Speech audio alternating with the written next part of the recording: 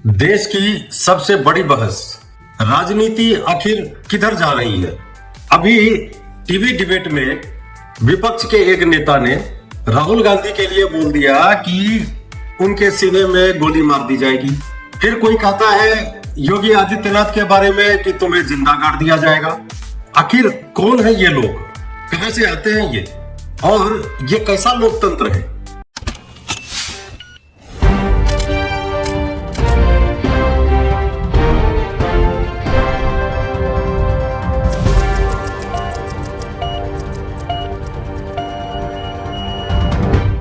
नमस्कार, मैं हूं डॉक्टर गौतम पांडे और आप देख रहे हैं जीपीएन बिहार सच्ची बात सटीक विश्लेषण।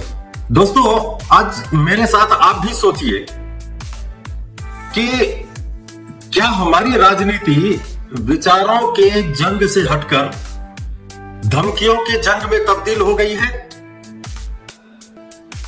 टीवी पर सत्ताधारी पार्टी के एक नेता, एक प्रवक्ता, वो राहुल गांधी के बारे में धमकी देते हुए सुनाई देते हैं। वो कहते हैं कि राहुल गांधी को सीने में गोली मार दी जाएगी। अब ये नेता बीजेपी के हैं।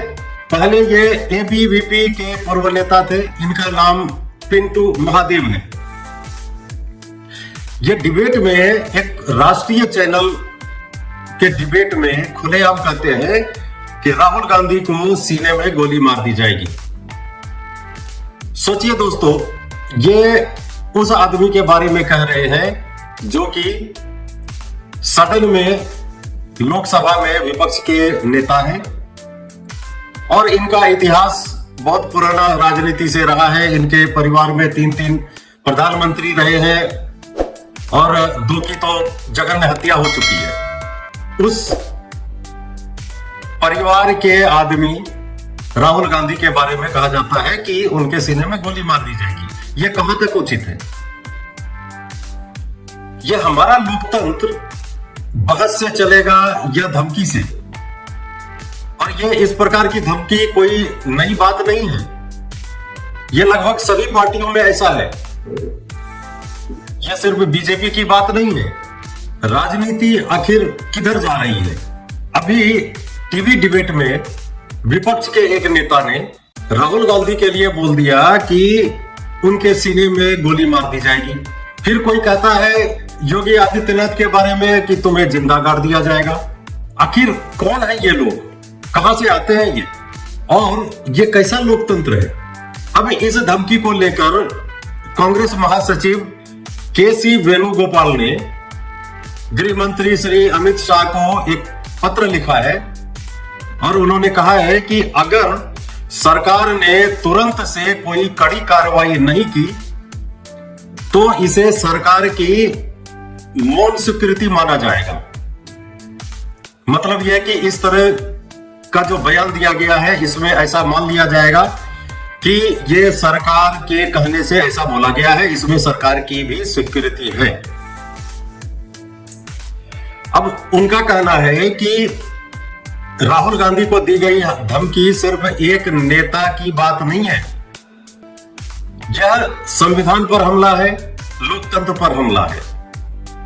अब यह बात तो सर्वविदित है कि आजकल कोई भी बात अगर होती है तो विपक्ष की तरफ से उसको या तो संविधान से जोड़ दिया जाता है, या लोकतंत्र से जोड़ा जाता है, या फिर दोनों से जोड़ दिया जाता है। अब सवाल यह है कि क्या कांग्रेस तब जागती है जब या तो कांग्रेस के किसी आम नेता या किसी बड़े नेता को कोई धमकी दी जाती है। आपको याद है वो बयान, मोदी को डंडे से पीटा जाएगा। मोदी जी प्रधानमंत्री थे, उसके बाद भी बहुत लंबे चौड़े भाषण में यह कहा गया कि मोदी को डंडे से पीटा जाएगा। और ये किन्होंने कहा था, ये किसका कथन है? ये कथन है कांग्रेस के बड़े नेता राहुल गांधी का। वीडियो आप देख लीजिएगा, सोशल मीडिया पर उस समय भी वायरल हुआ था और आज भी अवेलेबल है। अब सवाल यह है कि जब मोदी जी को डंडा मार रहे थे, उस समय आपको यह नहीं समझ में आया कि संविधान खतरे में पड़ जाएगा, लोकतंत्र खतरे में पड़ जाएगा। तभी तो यह था कि हाँ, राहुल गांधी ने बोला है तो अच्छी बात कही होगी राहुल गांधी ने। क्या ये जो बोला गया था, ये प्रधानमंत्री को धमकी नहीं दी गई थी? ये एक तरह से सदन में प्रधानमंत्री ने इस बात का जवाब दिया था उनको। उन्होंने ये भी कहा था कि किसी ने हमें 6 महीने बाद डंडा मारने की धमकी दी है तो मैंने भी धूप लगा लिया है अपने शरीर को। देखिएगा, वो भी अवेलेबल है। अब अगर कांग्रेस पार्टी या राहुल गांधी कोई धमकी दे तो वो एक आम बात होती है, और बीजेपी का कोई आदमी अगर इस तरह की धमकी दे देता है तो वो एक बहुत बड़ी बात हो जाती है, ये गुनाह हो जाता है। क्या ये दोहरा मापदंड नहीं है कांग्रेस का? अभी हाल की ये घटना देखिए, किसी एक आदमी ने कह दिया कि योगी आदित्यनाथ के बारे में, जो मुख्यमंत्री है उत्तर प्रदेश के, उनके बारे में कह दिया कि आप फलाने जगह आइए, आपको जिंदा गाड़ देंगे। उस समय कांग्रेस पार्टी चुप रही। कांग्रेस पार्टी के तरफ से छोटे से लेकर बड़े नेताओं में से किसी ने भी इस बात का खंडन नहीं किया, उन्होंने चुप्पी साध ली।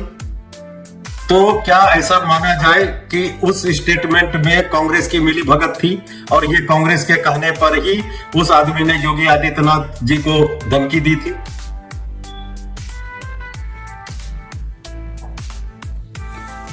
ये बात आपको सोचना पड़ेगा, ये बात आम जनता को सोचना पड़ेगा।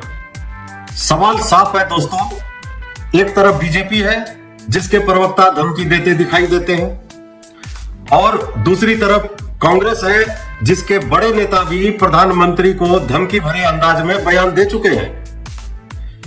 तो फिर सांप कौन है और गुनाहगार कौन है, इसका फैसला आपको करना पड़ेगा। लोकतंत्र धमकी से नहीं चलता है, लोकतंत्र बहस से चलता है।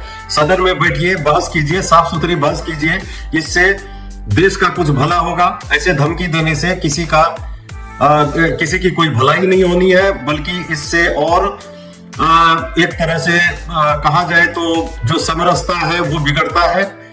लोगों में प्रेम की जगह विद्वेष की भावना पैदा होती है। मैं कभी भी पिंटू महादेव के बयान का समर्थन नहीं करता, और मैं खुद चाहता हूं कि अगर ऐसा बयान उन्होंने दिया है तो उस पर कड़ी से कड़ी कार्रवाई होनी चाहिए, उसको सजा भी मिलनी चाहिए। लेकिन राहुल गांधी जी का क्या, और कांग्रेस के अन्य नेताओं का क्या, जिन्होंने आज से नहीं वर्षों से प्रधानमंत्री मोदी के बारे में जो इतनी बातें कही, कितने धमकियां दी, कितनी गालियां दी, उसका क्या किया जाएगा? उसके लिए कांग्रेस पार्टी क्या करेगी? क्या कांग्रेस पार्टी अपने बड़े नेताओं, छोटे नेताओं, उनको सजा देने का काम करेगी? उनके खिलाफ कोई आज तक कोई बयान तक नहीं आया है कांग्रेस पार्टी का। दोस्तों, जान सबकी बराबर है, चाहे वो राहुल गांधी हो, मोदी जी हो, योगी आदित्यनाथ जी हो, या वो आम आदमी जो सड़कों पर बिना किसी सुरक्षा के जीता है। सबकी जान एक बराबर है।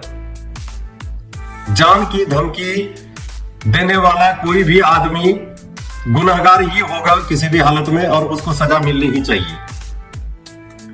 परंतु जब नेताओं तक धमकियों की भाषा पहुंच गई है तो सोचिए कि आम आदमी किस पर भरोसा करेगा और आम आदमी का क्या होगा। आज का सबसे बड़ा सवाल यही है कि क्या हमारी राजनीति बहस करेगी या धमकी देगी। और ये जो नेता है, आज के नेता, ये नेता विचार से लड़ेंगे या आग उगलते बयानों से लड़ेंगे। अभी बिहार में चुनाव है, हालांकि भारत में कहीं ना कहीं चुनाव होता ही रहता है, लेकिन अभी जितने भी प्रकार की धमकियां आ रही हैं, इस सब को बिहार इलेक्शन से जोड़कर देखा जाएगा।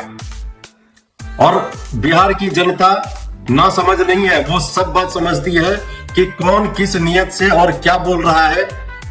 चुनाव में वो उस हिसाब से अपना निर्णय लेगी, जनता निर्णय लेगी, और इसका परिणाम क्या आएगा ये हमारे राजनेताओं को पता लग जाएगा नवंबर में, जब इसका रिजल्ट आउट होगा। तो दोस्तों, ये था हमारा आज का विश्लेषण। आपसे हम फिर मिलेंगे अगली कड़ी में कोई एक और खास मुद्दा लेकर। अगर आपको ये विश्लेषण पसंद आया तो हमारे चैनल को सब्सक्राइब करें, वीडियो को लाइक और शेयर करें और अपनी राय हमें कमेंट बॉक्स में अवश्य दीजिएगा। तब तक के लिए धन्यवाद। जय हिंद, जय भारत।